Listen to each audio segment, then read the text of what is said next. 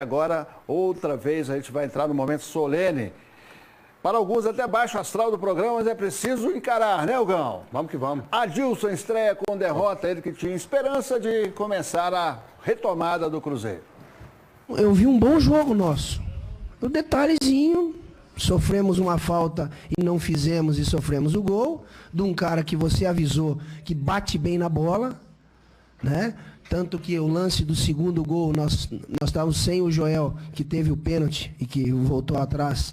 A mesma metida de bola do Guarim, que a gente alertou. Tudo isso eu mostro. A gente canta a jogada. Né? Porque é repetição, a gente vê 3, 4 jogos do adversário. Então, eu vi uma evolução. Eu vi um segundo tempo que me dá esperança. Então, eu tenho que acreditar. Mesmo sabendo que eu vou enfrentar um adversário mais qualificado na quinta-feira. Né? Então, mas eu acredito.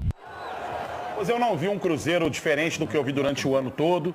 Um Cruzeiro sem força ofensiva, sem capacidade de marcar o gol. Aí o Henrique podia ter feito a falta. Muita gente falando, uma pedrada mesmo do lado de fora da área. E o pessoal falando que no início da jogada o Ariel Cabral sofreu uma falta também, que era o caso do VAR chamar o árbitro da partida para poder conferir. Independente disso, meus queridos amigos, independente disso, a gente tem que responsabilizar, sem dúvida nenhuma, aqueles que vão a campo. As pessoas que entram em campo e não têm força ofensiva. Estou te falando, esse time não tem força ofensiva, mas não tem força ofensiva há uns 4 anos mais ou menos. Jogava por uma bola, priorizava competições que não tinham que priorizar. Tá? Não são os únicos responsáveis, essa responsabilidade é muito grande, tá? Quando a gente aponta o dedo tem que ser mais amplo, né? Não é igual o que vamos falar daqui a pouco a respeito da Zé Perrella, falando de outros nomes aí também, porque muitos outros podem ser responsabilizados por causa dessa, digamos assim, possibilidade ainda de tragédia na história do Cruzeiro. Eu acredito. Que negócio é esse, Hugão? Vocês estão copiando do Galo? Eu acredito que só fica o bem Atlético no Galo. criou tudo nessa vez. O Atlético criou tudo. Foi o Atlético que fez Aqui, tudo. O Atlético criou torcida. Leozinho, por favor. Foi o Atlético que fez tudo. Câmeras em mim. Vai. Eu acredito. Isso fica bonito no Galo. Essa raposinha pra mim que mais quer roubar. Daqui a pouco os melhores momentos dessa derrota, que complica ainda mais o Cruzeiro. Tanto que a matemática da UFMG... Coloca aí, né? Quem já caiu, caiu. O Cruzeiro com 90,6% de probabilidade de queda e o Ceará, 9,4%. Próximos jogos, então. O Ceará vai enfrentar. O Grêmio enfrenta o Cruzeiro na quinta. Sim. O Ceará recebe o Corinthians na quarta. Na quarta-feira, antes, não um dia antes. E depois do final de semana, todo mundo junto. No domingão, para encerrar o Campeonato Brasileiro, o Cruzeiro recebe o Palmeiras, o Botafogo recebe o Ceará. Agora, deixa eu explicar só o percentual. Deixa eu só explicar o percentual. O percentual é o seguinte. Qual é o percentual? Colocaram 90% para o Cruzeiro, porque o torcedor fala assim, não, mas o Cruzeiro tem a mesma capacidade em relação ao Ceará. Não, não tem essa capacidade. Havendo a possibilidade do Ceará ganhar do Corinthians e o Cruzeiro perder para o Grêmio, são 4 pontos e aí não alcança mais. E é nessa margem também que é trabalhado o percentual, por isso que o Cruzeiro está com 90,6 e o Ceará fica apenas com 9,4. Mas se o Ceará empatar e o Cruzeiro perder, acho que também ele cai, porque o número de vitórias é muito pequeno. Sim. Então o empate do Ceará e a derrota do Cruzeiro, ele já cai na próxima quinta-feira. rodada. Por isso essa capacidade de percentual 90, que está colocando, né? isso. Diante desse risco grande aqui, o Edmir Alves está perguntando, será que a dona Segundona não está querendo trair o Toledo? Amanhã a dona Segundona responde para você, tá, Edmir Alves? Alô, Leopoldo, só um minutinho. É do depósito de material de construção. Hugão, eles estão mandando o material para aumentar o barraco da dona Segundona.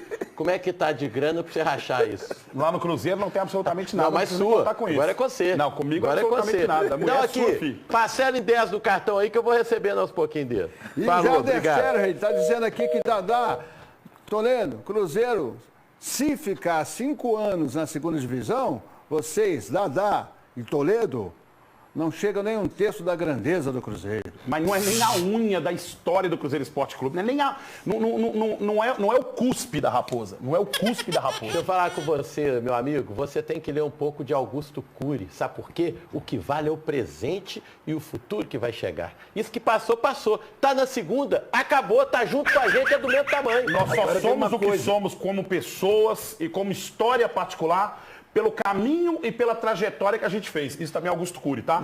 Então, só pra você ter certeza, isso é Augusto Cury também. Então, vamos lá. Então, nós só somos o que somos exatamente pela nossa história e pela nossa trajetória. Se ele não tem orgulho, eu tenho muito. Eu vou poupar o meu querido Clube Atlético Mineiro, que tem uma história muito bonita. Agora, se for falar de Dadá, campeão aqui e ali ia colar.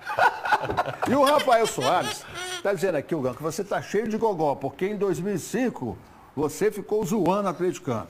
Então, 2005... Deixa eu ver, 2005... Nossa, eu contar uma história de 2005 aqui, o povo vai até me matar. Então, melhor deixar... Mas não, vou contar. Minha esposa é atleticana, todo mundo sabe, a PP é bem rápido, a PP é atleticana. Nenhum dos amigos dela e amigas atleticanas queria ir no estádio com ela. Queria ir no estádio.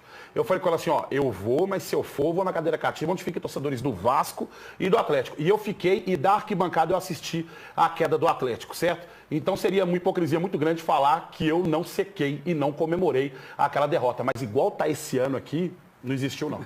Pois é, e quando a coisa tá ruim, né, tudo contribui para uma queda, né? E esse episódio do Thiago Neves está repercutindo demais. Olha aqui.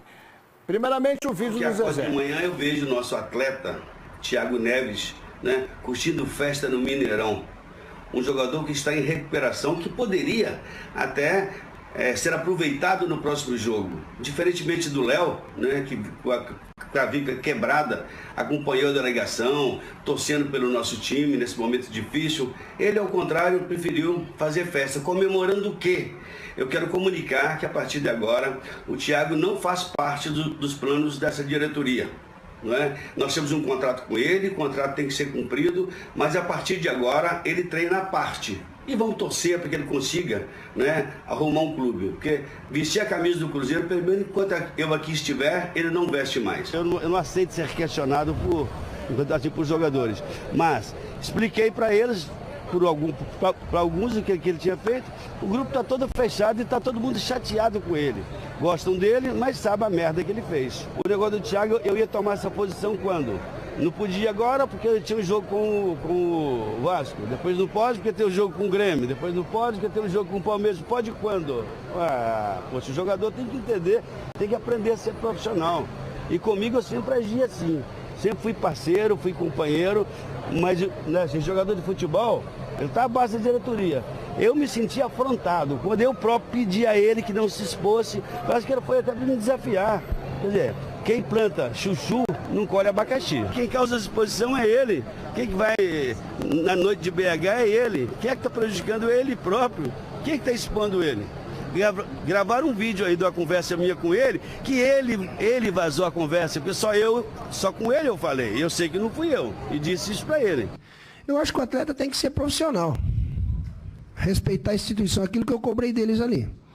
Eu quero respeito pelo Cruzeiro, eu quero carinho pelo Cruzeiro, eu quero dedicação pelo Cruzeiro. É o mínimo que o torcedor espera. A gente precisa respeitar a instituição, é muito grande. Então, a fase não é boa, vamos tentar recuperar. Essa é a minha intenção aqui. Agora, diretoria, eu entendo e faz parte. E aí a nota do Thiago Neves, né, dizendo aí que está sendo exposto constantemente pela diretoria. Como disse o Perrella, foi quem que se expôs? Olha a imagem. Edema na coxa, não viajou para o Rio. É disso que a diretoria celeste está falando. Thiago Neves, pelo visto, não veste mais a camisa do Cruzeiro. Não tem mais clima, não tem mais condição. Zero clima, né? Não tem mais condições. Agora, certamente, isso vai virar uma pendenga judicial trabalhista aí, né? Vai virar, sem dúvida nenhuma, Leopoldo Siqueira. Mas, antes de mais nada, é o seguinte, eu entendo o direito do jogador de cobrar os seus salários atrasados. Eu entendo o direito dele de se manifestar indignado em relação a várias coisas que podem acontecer e que ele acaba sendo prejudicado. O que eu não entendo, já falei disso um monte de vezes aqui, é um jogo como Cruzeiro e Grêmio no Independência. Não entendo esse tipo de coisa. Eu não entendo partidas em que você olha e claramente você observa que algo estranho está acontecendo. Claramente você observa esse tipo de coisa. Fora isso, a atitude fora de campo do jogador, a atitude do atleta fora de campo, que o Cruzeiro está passando por um momento terrível, isso não é especificamente para o Thiago Neves, não, é para todo o elenco do Cruzeiro, para que eles entendam e saibam. O Cruzeiro passando por um momento terrível, e aí, tem uma resenha lá em casa, fazer uma resenha, termina o jogo, e os caras não estão absolutamente nem aí. O Cruzeiro tem que ser passado a limpo, E durante o programa vamos falar um pouco melhor a respeito disso tudo. E a torcida tem que diferenciar, porque ontem, por exemplo, a gente viu a raça do Léo, do Henrique, o Kaká batalhando, o Ederson. Quer dizer, então tem jogadores, você vê na fisionomia deles que eles estão abalados com aquela situação. Orihuela saiu chorando. Orihuela saiu chorando do jogo. Enquanto tem outros que são desrespeitosos com todo mundo que gosta de futebol. Porque é muito feio o clube nessa situação e o cara na balada, pelo amor de Deus. Em 18 pontos faz um, mas o erro dele não foi fazer um ponto em 18, foi ter privilegiado a Libertadores com a conivência, óbvio, da diretoria do Cruzeiro, não é? Para prestigiar Libertadores e Copa do Brasil, pensando só no dinheiro da Copa do Brasil, a diretoria, e ele pensando em ser campeão da Copa do Brasil. Abandonaram o brasileiro, a conta chegou, né? Agora é rezar para não cair. Mano, então também está na lista dos culpados. Está na lista, mas não é o único responsável por isso que acontece no Cruzeiro. Não é o único culpado. A culpa de verdade são dos gestores. A primeira culpa são dos gestores. As pessoas que foram irresponsáveis, que deram aumento de salário sem ter o controle e a capacidade financeira do clube. O departamento financeiro do Cruzeiro tinha total ciência também, certo? Que uma hora essa bomba ia estourar e que essa conta não ia fechar. Então essa responsabilidade também é de vocês. E aí, às vezes, ficou jogando a bomba assim, olha, nós se tivesse pego os 300 milhões, a mim tivesse pego os 300 milhões, se tivessem pego os 300 milhões, o Cruzeiro ia estar numa barca mais furada ainda. Muito mais furada. Por semestre, teria que pagar 60 milhões, que é mais do que a cota que o Cruzeiro recebe por direito de transmissão. Da detentora dos direitos, certo? Então, responsáveis por isso, inclusive a torcida do Cruzeiro tem que exigir a saída de Wagner Pires de Sá da presidência do Cruzeiro Esporte Clube, exigir o afastamento de Sérgio Nonato do Conselho do Cruzeiro, exigir um portal de transparência para que a gente veja aonde o nosso dinheiro está sendo aplicado, aonde o investimento do torcedor está realmente indo. Temos que exigir uma limpa no Cruzeiro.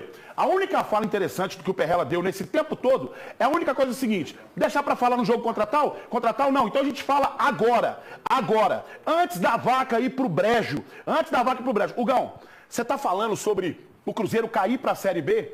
Tá falando, gente, é uma realidade. Esse papo de time grande não cai, esquece isso. Vamos lutar para que não aconteça a tragédia na história do Cruzeiro. Vamos lutar por isso. Mas vamos ser muito honestos em que o Cruzeiro passa por um momento terrível da sua história e que a gente tem que falar assim. Então é hora de falar de limpa, é hora de falar de portal de transparência, é hora de falar de conselho omisso, é hora de falar de diretoria incompetente, é hora de falar de jogadores irresponsáveis. É hora de falar de tudo isso.